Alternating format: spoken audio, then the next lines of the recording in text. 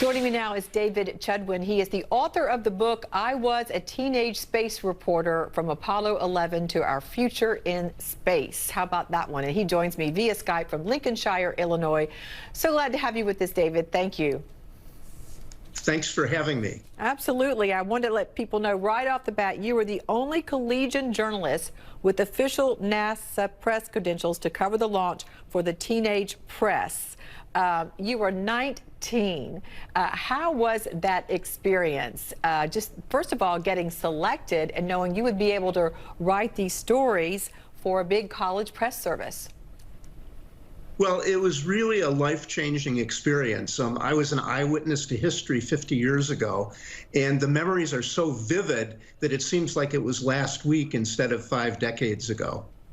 That's a wonderful thing to say. We're looking at pictures from your book, I believe, and the news conferences there, and you got to sit there among all of these adult journalists. And as I understand, you had access to most everything, launch pads, rocket, including the astronauts. Did you get to interview them?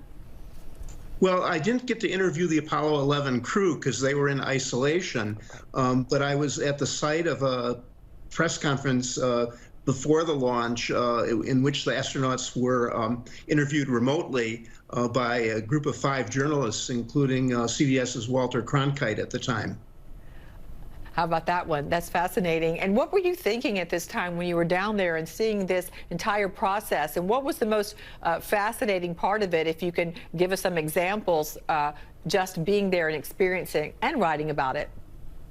Well, it was amazing for someone who was 19 years old to see the incredible infrastructure that had been built by NASA, the vehicle assembly building to launch, to stack and get ready the rocket, which was one of the biggest buildings in the world, the Launch Control Center, which had the best of 1969 technology, which was very impressive then, although it seems quite primitive now.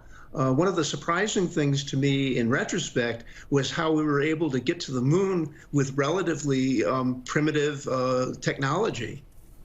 Right. I was going to ask you about that because looking back and you think of that achievement, no one probably in 2019 would recognize the technology and the computers that they used to do this feat. Right. Well, one of the positive benefits of the space program has been that it's spawned the whole computer industry. The smallest computers then before Project Apollo were the size of 3 or 4 refrigerators.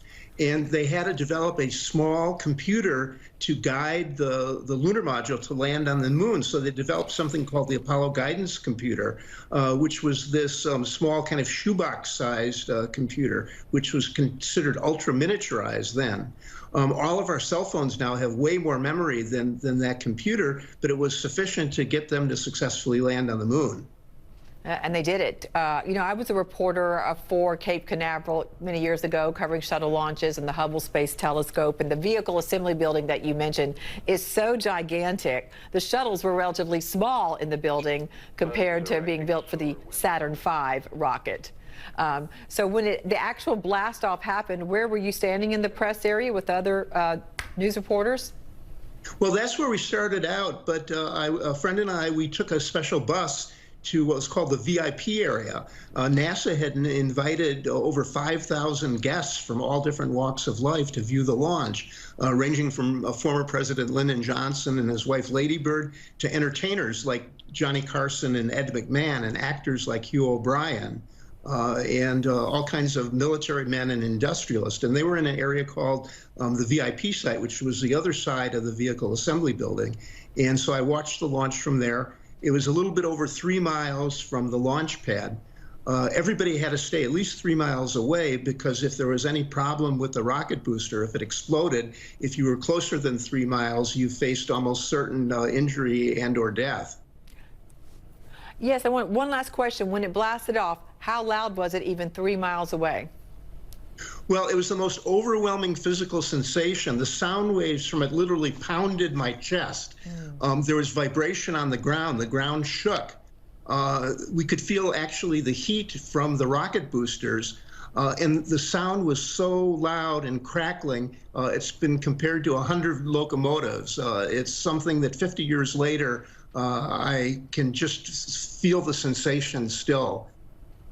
What a wonderful experience for you. And thank you for sharing some of your moments with that experience. David Chudwin, and the author of the book, I Was a Teenage Space Reporter, From Apollo 11 to Our Future in Space. And I've been reading the excerpts, and everyone loves the book, so I'm going to go get it. David, thank you so much. You're quite welcome.